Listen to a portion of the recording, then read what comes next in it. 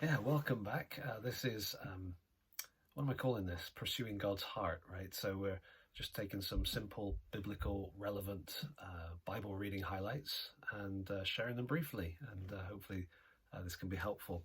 Listen to this. Jesus said, "What do you think? If a man has 100 sheep and one of them has gone astray, does he not leave the 99 on the mountains and go in search of the one that went astray? And if he finds it, truly I say to you, he rejoices over it more than over the 99 that never went astray."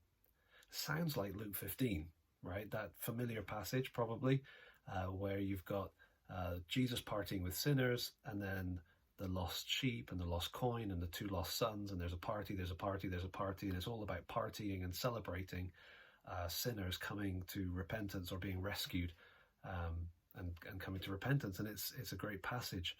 And that would be a great passage to be talking about in the current crisis, because that sense of people needing to be rescued and rejoicing in heaven with all the sadness and all the difficulty of the current circumstances, we're praying for that, right? We're praying that many people will come to faith in Jesus, will put their trust in him, and will be the cause of celebration in heaven. However, I didn't read from Luke 15. I read from Matthew chapter 18. And Matthew chapter 18 is the same story in a different context. And context is always going to be really important. When we're trying to understand what a passage is saying, we've got to look at the context to see what's going on. So, in the verse after what I read, verse 14, it says, "So it is not the will of my Father who is in heaven that one of these little ones should perish." Who are the little ones? Preceding context, he has been talking with his disciples about children, about little ones, about vulnerable people. And he puts a child in their midst and says, you've got to humble yourself like this child to be the greatest in the kingdom of heaven.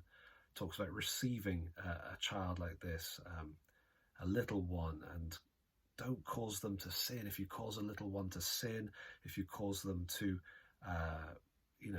go astray, it's going to be bad for you. They are important, they are protected, they are his. And then he says, what do you think? So here's the point, right? This is, we're pursuing God's heart, and God's heart is certainly for the lost, for those that don't know him yet.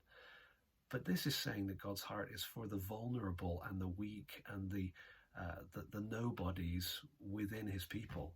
He's the kind of shepherd that if one of us is struggling, if one of us is weak, if one of us is drifting, getting ourselves kind of lost and messed up, he comes after us. And so it's true that the good shepherd goes after the lost sheep in terms of the world around us, but it's also true that he cares about individuals within his flock who may be tempted to struggle or go away or go astray in some sense. And so at this time when we're feeling vulnerable, we're feeling weak, we're feeling isolated, the heart of the good shepherd, the shepherd who goes after any sheep that is going astray, that's the heart of our Father towards us. I hope that's helpful. Just a quick thought.